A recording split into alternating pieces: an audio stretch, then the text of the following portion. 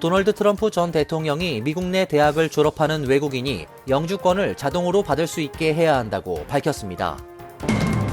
바이든의 새 이민 정책 발표 후 멕시코 국경에서 체포된 불법 이민자의 수가 크게 줄었습니다.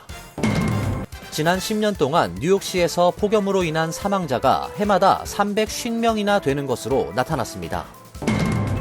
뉴욕시 공공기관들의 언어 접근성이 현저히 낮은 것으로 파악되었습니다. 148개의 기관 중 한국어로 된 문서를 제공하는 곳은 4곳에 불과했습니다. 비만 치료제로 큰 인기를 끌고 있는 오젬픽의 위조품이 나돌고 있습니다. 세계보건기구는 경보를 발령하고 주의를 당부했습니다. 이상은 오늘의 주요 뉴스입니다. 시청자 여러분 안녕하십니까? KBN 뉴스입니다.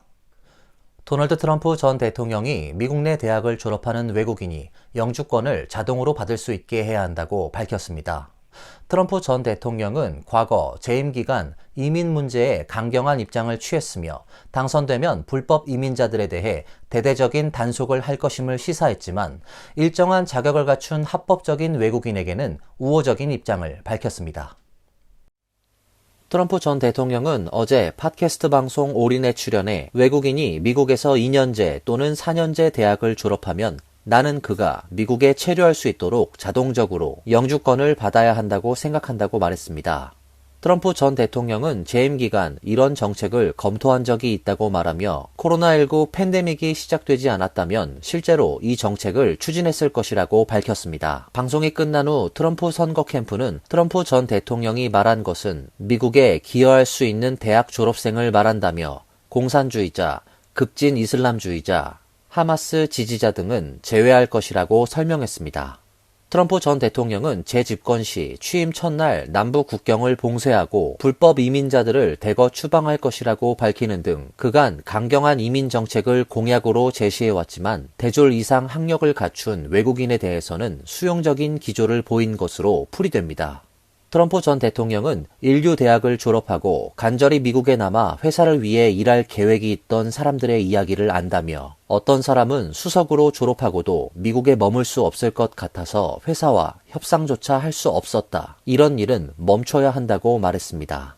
연방의회는 과거 대학을 졸업한 외국인들의 미국 체류를 용이하게 만드는 법안을 발의하기도 했었습니다. 미국 국경수비대가 멕시코와의 국경에서 체포한 5월 한 달간 불법 이민자의 수가 크게 줄었다고 밝혔습니다. 바이든 대통령 취임 후 지금까지의 기간 중 세 번째로 낮은 달로 기록되었습니다. 대선을 5개월여 앞두고 남부 국경의 불법 이민 증가를 염려하는 유권자들에게 제시할 수 있는 성과라는 점에서 백악관에게는 희소식이 될 것으로 보입니다. 세관 국경보호국이 어제 배포한 보도자료에 따르면 국경수비대가 5월 한 달 동안 공식적인 국경세관 검문소를 통과한 이민자를 체포한 수는 11만 7,900명에 달합니다. 이는 4월보다 9% 줄어든 수치입니다. 또 바이든 대통령이 6월 4일 발표한 이민 입국 제한 정책 이후로는 2주 동안 무려 25% 감소했습니다. 트로이 밀러 세관 국경보호국 국장 대행은 국경 단속은 계속되겠지만 이민자 단속 건수는 겉보기와는 다른 변수가 많다며 멕시코 정부가 국경 단속을 더욱 적극적으로 하면서 미국 국경을 통과하는 중남미 이민자들을 막아낸 것도 이민 체포 건수의 감소에 기여한 것으로 보인다고 밝혔습니다. 대선을 앞두고 이민 문제는 유권자들의 가장 우려스러운 이슈가 되고 있습니다. 많은 사람들은 바이든 정부가 국경 단속을 전보다 철저히 하지 않는다고 말하고 있지만 바이든 대통령이 남부 국경의 이민자 통과수를 제한하겠다고 발표했을 때 반대 여론도 높았습니다. 반대를 주장하는 사람들은 바이든의 정책이 트럼프 재임 당시 이민 정책과 다를 바 없다는 입장입니다.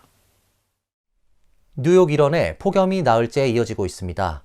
기상청은 중서부에서 북동부에 이르는 광범위한 지역에 다음 주에도 무더위가 이어질 것으로 예상된다며 대비를 당부했습니다. 이번 주말에는 LA 등 캘리포니아 지역에도 폭염주의보가 발령되었습니다. 보도에 김태희 기자입니다. 기상청은 오늘 오데오 동부와 뉴잉글랜드 지역에서 주말에는 오하이오 밸리를 중심으로 더위가 절정에 달할 것으로 예상했습니다. 일부 지역에서는 온도와 습도를 결합한 체감온도가 화씨 100도에 근접하는 등 사상 최고치를 기록할 것으로 내다봤습니다. 실제로 메인주 카리브에서는 어제 체감온도가 남부 마이애미보다 높은 화씨 103도를 기록했습니다. 기상청은 이번 폭염이 다음 주까지 당분간 이어질 것으로 예상하고 있습니다. 뉴욕 지역은 오늘 낮 최고 기온이 화씨 94도, 섭씨 34.5도를 기록했습니다. 한낮 체감온도는 104도까지 치솟아 찜통 더위를 연출했습니다. 뉴욕, 뉴저지 지역은 일요일 저녁까지 폭염주의보가 발령된 상태입니다. 무더운 날씨가 이어지면서 오존 수치가 올라가 도심 지역 공기질도 나빠졌습니다.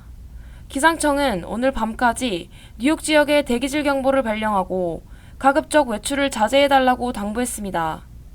오늘 밤과 내일은 비 소식도 있습니다. 지역에 따라 천둥과 번개를 동반한 소나기가 예상됩니다. 한편 한동안 쾌적한 날씨를 이어온 캘리포니아 지역도 내일부터 폭염이 예상됩니다. 기상청은 오늘부터 다음 주말까지 LA 카운티 등 남부 캘리포니아 전역에 고온 현상이 지속될 것이라고 밝혔습니다. 이번 고온 현상은 바닷가 지역에서 내륙 지역으로 갈수록 심화할 것으로 예보됐습니다. KBN 뉴스 김태희입니다. 지난 10년 동안 뉴욕시에서 폭염으로 인한 사망자가 해마다 350명이나 되는 것으로 나타났습니다. 사망자의 대부분은 더위로 인한 기저질환이 악화되어서 사망에 이른 것으로 조사되었는데요. 특히 저소득층 지역의 사망률이 더 높은 것으로 나타났습니다. 뉴욕시 보건국이 지난 18일 발표한 뉴욕시 폭염 사망 보고서에 따르면 2013년에서 2022년까지 10년 동안 매년 여름 뉴욕시에서는 평균 350명의 시민들이 더운 날씨의 영향으로 사망하는 것으로 추정했습니다. 5월부터 9월까지 뉴욕시 전체 사망의 약 2%를 차지하는 수치입니다. 열 관련 사망자 350명 중 더위가 직접적인 사망의 원인이 되는 열 스트레스 사망자는 모두 69명으로 연평균 7명에 해당합니다. 나머지는 더위로 인해 기저질환이 악화돼 사망한 경우로 열사병 악화 사망자로 분류되었습니다. 보고서에 따르면 폭염으로 인한 열 스트레스 사망자는 2013년에 가장 많았습니다. 월별 통계는 7월이 72%로 압도적으로 많았으며 8월 12%, 6월 7%로 조사되었습니다. 인종별로 보면 흑인 뉴욕 주민은 백인이나 아시안보다 열 스트레스로 사망할 가능성이 더 높은 것으로 나타났습니다. 지역별 조사에서 빈곤율이 높은 지역의 사망률이 더 높은 것으로 나타나 에어컨 시설 등 주거 환경이 크게 좌우하는 것으로 분석됩니다. 아슈인 바산 뉴욕시 보건국장은 기후변화로 뉴욕시의 여름이 더 덥고 치명적으로 바뀌고 있다며 본격적인 무더위를 앞두고 시민들의 적극적인 대응이 필요하다고 당부했습니다. 남서부 뉴멕시코주에서 발생한 산불로 인명피해가 발생하는 등 피해가 계속 확대되고 있습니다. 로이터 통신에 따르면 뉴멕시코주 사우스포크와 솔트에서 발생한 산불로 지금까지 500가구가 소실되었고 약 8,000명의 주민들이 대피했으며 2명이 사망했습니다. 뉴멕시코주 경찰 당국은 사망자에 대해 불에 탄 차량의 운전자석에서 신원이 확인되지 않은 시신이 발견되었으며 추가로 발견된 시신은 60세 남성으로 신원이 확인되었다고 밝혔습니다. 미셸 루안 그리셴 뉴멕시코 주지사는 이번 산불로 500가구를 포함해 건물 1,400채가 소실된 것으로 보인다며 주 역사상 가장 파괴적인 산불 중 하나라고 말했습니다. 그리셴 주지사는 조 바이든 대통령에게 중대 재난 지역을 선포해 줄 것을 요청했습니다. 이번 산불로 뉴멕시코주 루이도소 남쪽과 북쪽에서 9,308헥타르 이상이 전소되었습니다. 특히 수십 년간 가뭄으로 인해 산불의 확산 속도가 빨라지면서 피해를 더욱 키웠습니다. 현재 루이도소 지역엔 비상사태가 선포된 상태입니다. 뉴욕시 공공기관들 중 시민들에게 직접 서비스를 제공하는 곳들의 언어 접근성이 현저히 낮은 것으로 파악되었습니다. 148개의 기관 중 한국어 문서를 제공하는 곳은 4곳에 불과했고 조사 기관의 4분의 1은 통역 서비스도 갖추지 않았습니다. 지역 매체 더 시티가 어제 뉴욕시장실 산하 이민서비스국이 공개한 데이터를 분석해 보도한 데 따르면 지난해 뉴욕시 공공서비스 기관의 절반 이상이 뉴욕시 조례 30호를 위반했습니다. 조례 30호는 공공기관이 한국어를 포함해 뉴욕시에서 자주 사용되는 10개의 언어로 문서를 제공하고 시민들에게 통역을 제공하도록 의무화하고 있습니다.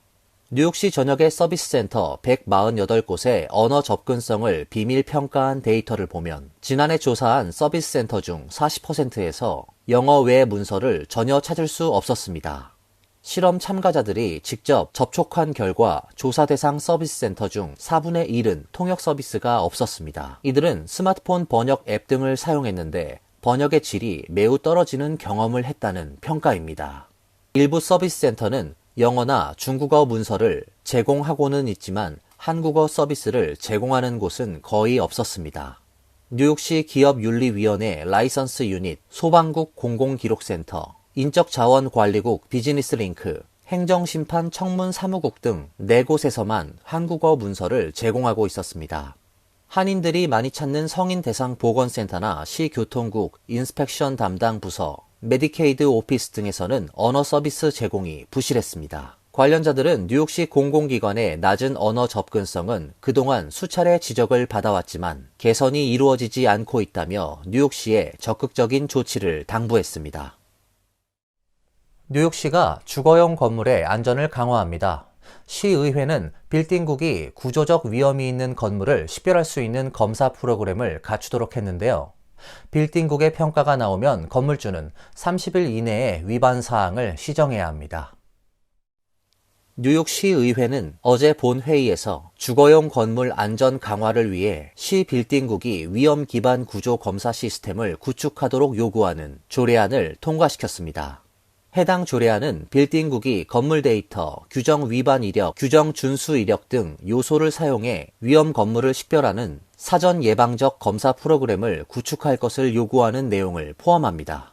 빌딩국은 건물의 붕괴 가능성에 대한 위험 점수를 부여한 후 사전 점검을 실시해야 합니다. 위험도 기반 프로그램 점검 결과 위반 통지를 받은 건물 소유주는 10일 내로 빌딩국에 시정 조치 계획을 제출해야 하며 30일 내로 위반 사항을 시정해야 합니다. 지난해 12월 브롱스 아파트 건물 붕괴 사고, 작년 4월 로어 맨하튼 주차장 건물 붕괴 사고로 1명이 사망하는 등 사고가 이어짐에 따른 조치입니다. 지미 오도 뉴욕시 빌딩국 부국장은 사전 예방 건물 검사 시스템을 통해 주민들을 보호할 것이라고 밝혔습니다. 조례안은 에릭 아담스 시장이 서명하면 180일 이후에 발효됩니다. 당뇨 치료제로 개발되었지만 최근 비만 치료제로 큰 인기를 끌고 있는 약품 오젬픽의 위조품이 나돌고 있습니다. 세계보건기구는 경보를 발령하고 주의를 당부했습니다. 세계보건기구는 어제 보도자료를 내고 세마글루타이드를 포함하고 있다고 주장하는 위조품이 잇따라 발견돼 의료제품 경보를 발령한다고 밝혔습니다. 덴마크 제약회사인 노보노디스크가 개발한 주사제인 오젬픽의 성분인 세마글루타이드는 인슐린 분비 촉진과 식욕 억제에 도움이 되는 호르몬 GLP-1의 유사체입니다. 당뇨 치료 목적으로 개발되었지만 비만 치료에도 뛰어난 효과를 보여 이 성분이 들어간 약들은 범세계적 인기몰이 중입니다. WHO는 이번에 발견된 가짜약이 오젬픽의 위조품이라면서 지난해 10월 브라질과 영국, 12월에는 미국에서 각각 적발되었다고 밝혔습니다. WHO는 이번 경보 발령은 위조품 확인 후 첫 공식 통지라며 의료 관계자와 각국 규제 당국은 위조품 유통 가능성을 인식하고 모든 이해 관계자가 의심스러운 의약품 사용을 중단하고 신고할 것을 촉구한다고 밝혔습니다. 또 가짜약들은 인체에 해로운 영향을 미칠 수 있으며 혈당 수치나 체중 관리 실패에 따른 합병증을 유발할 수 있다고 경고하고 소비자들은 의사의 처방을 받아 의약품을 구입하고 온라인 등에서 출처가 불분명하거나 확인되지 않은 의약품을 사는 일을 삼가해달라고 당부했습니다. 이어서 간추린 소식입니다.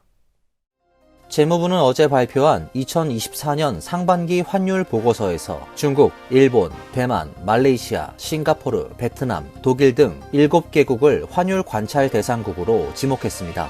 한국은 지난해 하반기 환율 관찰 대상국에서 제외된 이후 올해 상반기에도 명단에 빠지면서 2년 연속 환율 관찰 대상국 지정을 피했습니다. 반면 일본은 지난해 상반기와 하반기 모두 명단에 이름을 올리지 않았으나 올해 들어 다시 환율 관찰 대상국으로 지정되었습니다. 미국은 2015년 제정된 무역촉진법에 따라 자국과 교역 규모가 큰 상위 20개 국가의 거시 정책 및 환율 정책을 평가하고 일정 기준에 해당할 경우 심층 분석국 또는 관찰 대상국으로 지정하고 있습니다. 연방교육부는 어제 바이든 행정부가 도입한 연방학자금 대출 프로그램 세이브 프로그램에 따라 7월 1일부터 월 대출 상환 부담액이 기존 10%에서 5%로 낮아진다고 발표했습니다. 상환 부담액은 대출자의 소득과 가족 수에 따라 자동으로 계산돼 개별적으로 통보됩니다. 학부와 대학원 학비 대출금을 보유하고 있는 경우 대출 원금 잔액에 따라 5에서 10% 사이의 가중 평균 비율을 자동으로 재계산해 월 대출 상환금을 낮추게 됩니다. 연방교육부는 상환액에 대한 재계산이 7월 전까지 이뤄지지 않았다면 상환 유예 상태에 놓이기 때문에 페이먼트를 내지 않아도 된다고 밝혔습니다. 이 기간에는 상환액이 없으며 이자도 추가되지 않는다고 설명했습니다.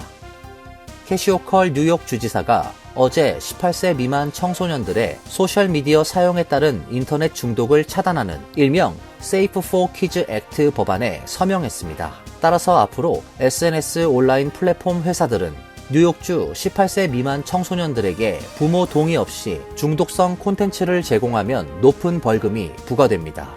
뉴욕주는 중독성 소셜미디어 피드로부터 어린 자녀들을 보호하기 위한 가장 엄격한 법을 전국 최초로 마련한 주가 되었습니다.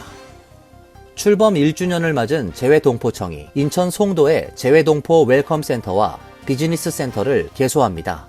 인천시는 어제 외교부 산하 재외동포청이 입주한 부영 송도타워에 재외동포 웰컴센터와 한인 비즈니스 센터의 하반기 개소를 준비 중이라고 밝혔습니다. 부영 송도타워는 인천공항에서 공항버스로 30분 거리에 있습니다. 두 센터가 재외동포청 입주 건물에 문을 열면 재외동포는 모국 방문 시 각종 업무를 한 곳에서 해결할 수 있게 됩니다. 컨퍼런스룸, 회의실, 상담부스, 공유 오피스, 전시 공간 등을 갖추고 있으며 웰컴센터는 한국 주거, 의료, 관광, 교육 등 정보를 제공합니다. 또 한인 비즈니스 센터는 재외동포 대상 사업 정보, 투자 상담, 경제인 네트워크 구축 등을 지원합니다.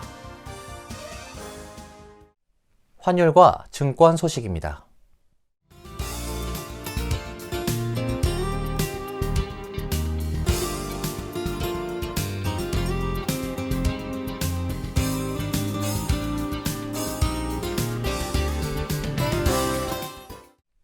이어서 날씨입니다. 내일은 기온이 다소 내려가지만 무더운 날씨가 이어지겠습니다. 지역에 따라 천둥 번개를 동반한 소나기가 내리는 곳도 있겠습니다. 낮 최고 기온은 89도, 섭씨 34도, 밤 최저 기온은 75도, 섭씨 24도가 예상됩니다. 일요일은 기온이 다시 올라갑니다. 월요일은 무더운 가운데 소나기가 예상됩니다. 이상으로 KBN 뉴스를 마칩니다. KBN과 함께 즐거운 시간 되시길 바랍니다. 동부 최대 한인방송 KBN이 제작하는 KBN 뉴스는 웹사이트 mykbn.com 그리고 유튜브와 페이스북에서 다시 보실 수 있습니다. 좋아요, 구독, 알림 설정은 뉴스 제작에 큰 도움이 됩니다.